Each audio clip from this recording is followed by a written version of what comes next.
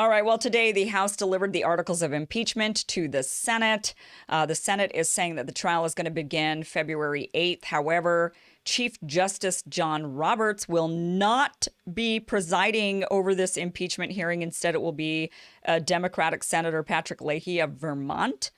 So I think this is looking at this, that I think raises a lot of questions on, is this a legitimate hearing at all? If Chief Justice John Roberts doesn't even preside over it, how legitimate is this? Or is this just genuinely a political stunt at this point? But first, I want to play for you.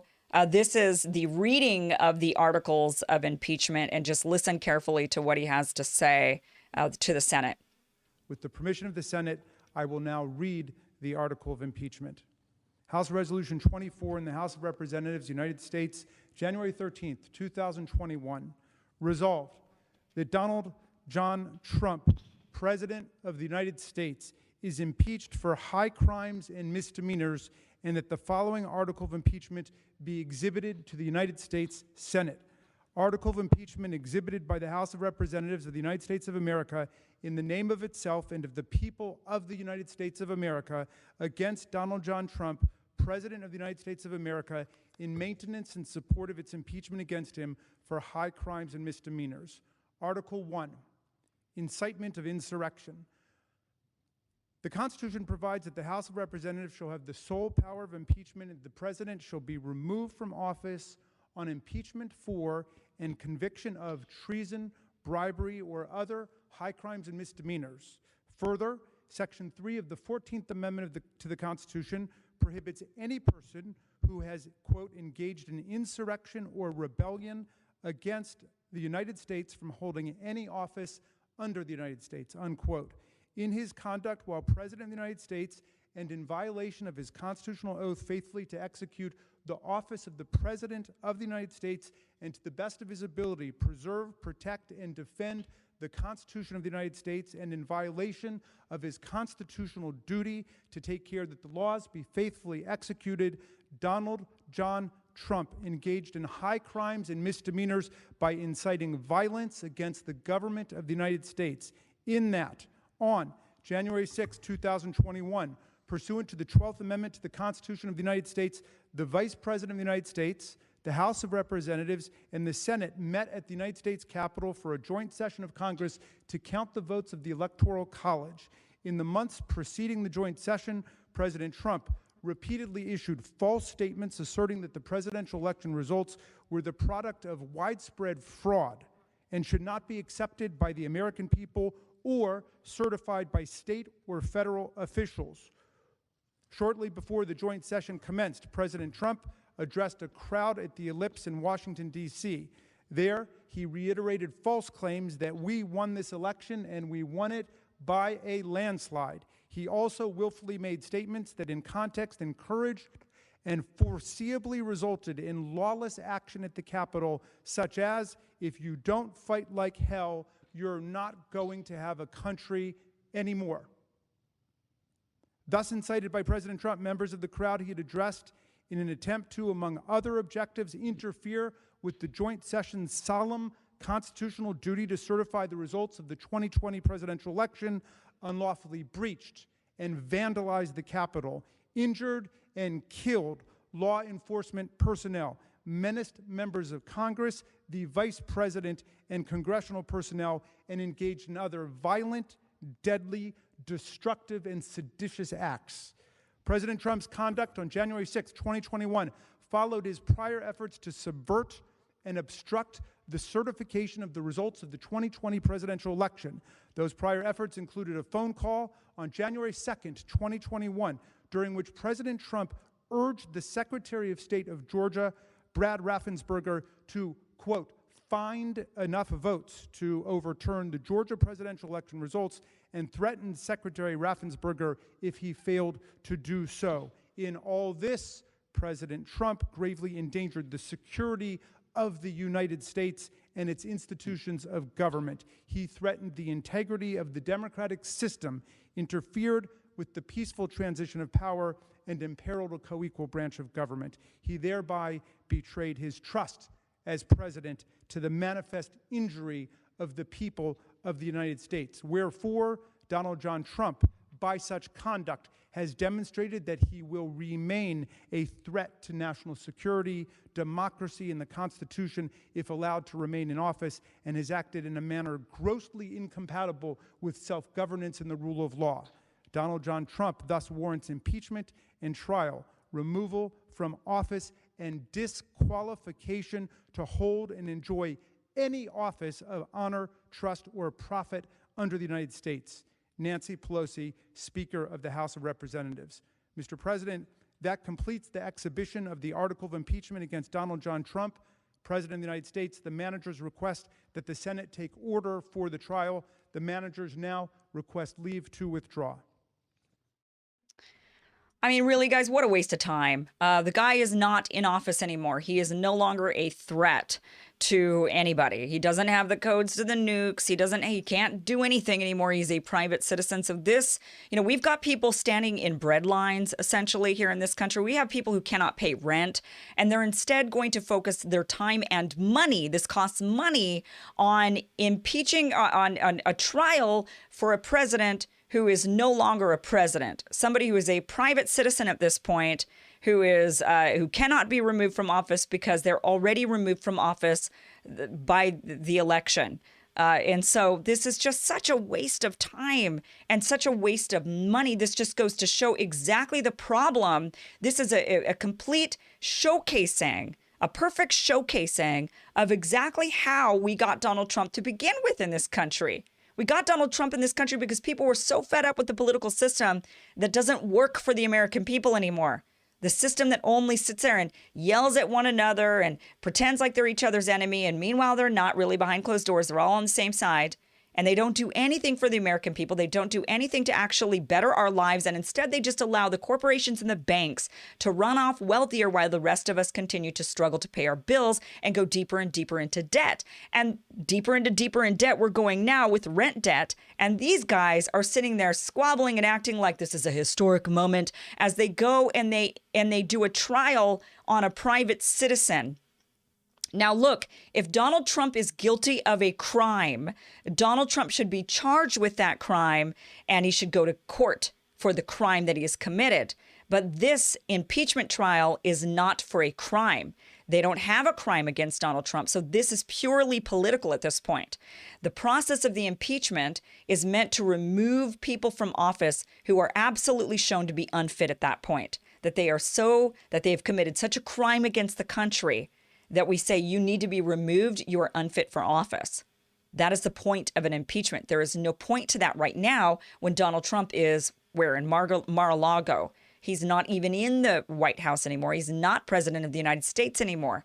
So that threat is gone, and they're acting like, oh, he's such a threat.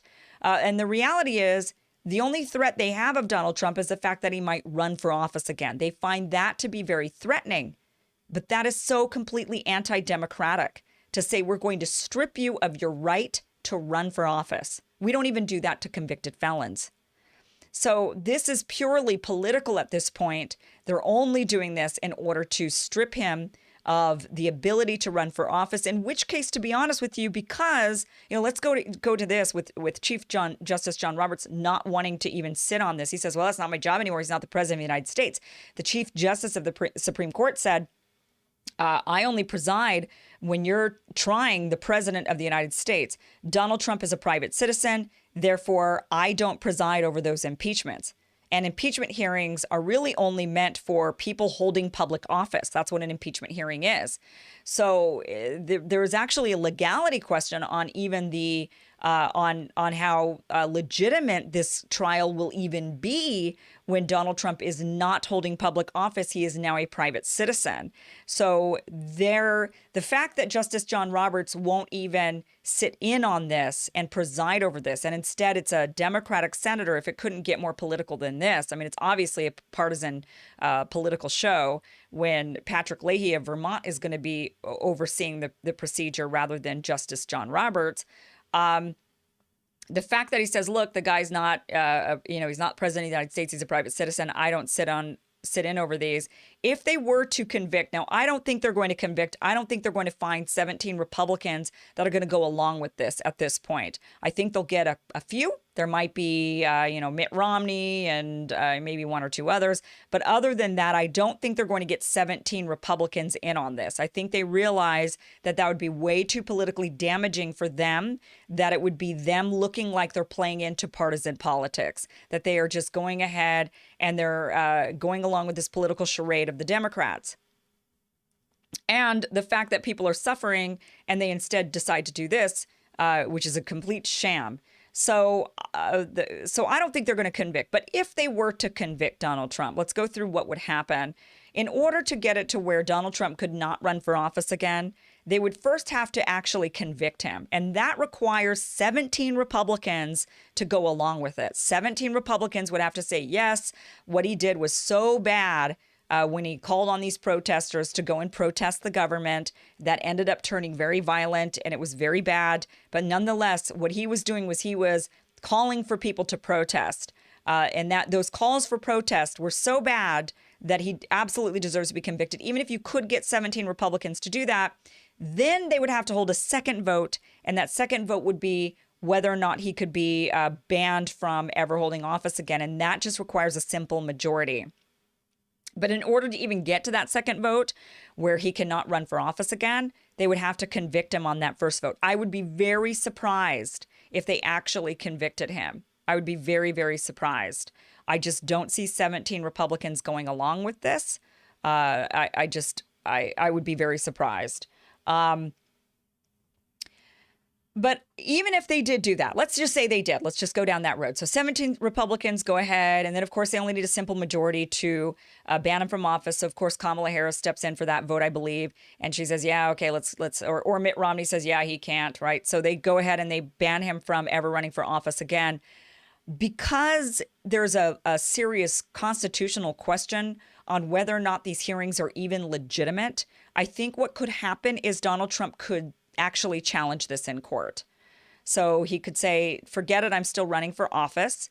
And I'm challenging these impeachment hearings and your vote to ban me from ever holding public office again. I'm going to challenge this in court because you guys conducted illegal or unconstitutional, we should say, unconstitutional hearings of impeachment when I was a private citizen. I think there's actually a case there to be made. And he could potentially win that case in court. So even if we went down this road where they go ahead and they go through with this and then they do ban him from ever holding public office, I still think that's not the end all be all. He could challenge that in court. And I think it's possible that he could win that. The other thing is now that they are, I'm actually so surprised that it even got to this point where they're actually going to be holding these hearings, but I'm not surprised that Justice John Roberts is refusing to participate. But I'm surprised that the Senate, and then I guess in that case, I shouldn't be surprised that the Senate is going to continue. But I think that there is a serious legal question on this, on whether or not these are even legitimate. And if they're going to go through with impeaching past presidents, where does this end with this precedent? Because now, can we impeach all the past presidents? I mean, can we now go down the list and say, well, shoot, there's a bunch we'd love to erase from history. I mean, let's just go ahead and impeach all of them. I mean, now we've seen what they've done with the statues, right, over the last few years. So could you imagine? Well, then just impeach them. I want to impeach all of the slave-owning presidents, and let's go ahead and erase them from history. We need to make sure that we smash their faces off of Mount Rushmore and topple their statues and get rid of their libraries while we're at it and take them all off the money. Could we go down that road? That is, that's a question. I'm not sure, because here's the thing. There's a big constitutional question on whether or not these hearings are even legitimate to begin with. So then, well, if you're going to hold illegitimate impeachment hearings, then why not just continue down that road and conduct a bunch? I would think that in order for the hearings to even be triggered, the impeachment would have to be done in the House, and it would have to be of a sitting president. But then again, you would think these hearings would have to be of a sitting president. So who knows? You sit there and think, well, could they really go and impeach, like, let's say a dead president? Let's say they want to go and they want to impeach George Washington because he had some slaves. So they say, we got to get rid of the founding, because, it was based on white men, slave owners who were racist. Okay. So they say, we want to impeach George Washington. We want to remove him from the money. We want to remove his face from everything and from, statues and all that stuff and Mount Rushmore. So if they can go down that road, One would think logically, no, you couldn't do that. I mean, come on, let's get real. That's crazy. He's no longer president and he's dead. So you can't impeach a dead former president. You would think, but you'd also think they couldn't hold impeachment trials for a former president who's sitting around in Florida or sometimes out playing golf. I mean, you just wouldn't think that they could do that either. So I don't know where this leads, but I do know this. I know that the Democrats in Congress don't have a lot going for them. And I know that they don't have anything but the energy that they had in the last 4 years, which was to scream about Donald Trump and the tyranny of Donald Trump. And they spent 4 years on that, on a witch hunt against Donald Trump, trying to get him for anything and everything they possibly could. They attempted to impeach him before the guy even got into the office. They have to continue on with some sort of witch hunt in order for them to stay relevant, because that's really at this point all they have. They're not really working for the American people. People keep saying, well, why don't they get rid of the filibuster so that we can actually have some reform on some things and get all of these things we want? And, you're assuming by saying that the Democrats actually even want to fight for those things for us. It's cute. You think that. But they don't. They actually want to continue the infighting. We have slim majorities. So it's real slim. It's too slim. So we can't really actually get anything done. So instead, what they're going to do is they're going to continue on with these witch hunts. So then it leads me to actually wonder, well, maybe they will then start erasing segments of American history.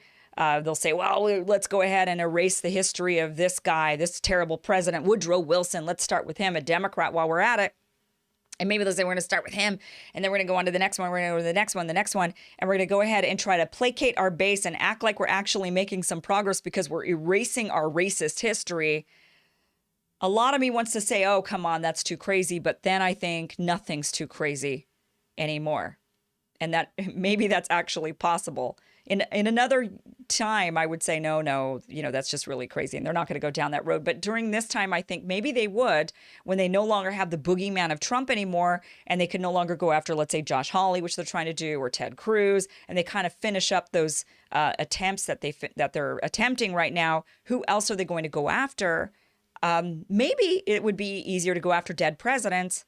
And maybe more of the base would be on board with that and say, thank you, you're doing something about America's racist history. And then they feel like they're actually making progress. I don't know. But I would think that this potentially opens the door to that, to be quite honest with you, in an odd, terrible, really unproductive way, and such a waste of time for our government to be doing this during a pandemic when people are standing in food lines and trying to figure out how they're going to pay their rent. This is a real waste of time and a real showcasing of just how ineffective Congress actually is. They are the least effective branch of government. They are a waste, a total waste. We need complete and utter reform in Congress.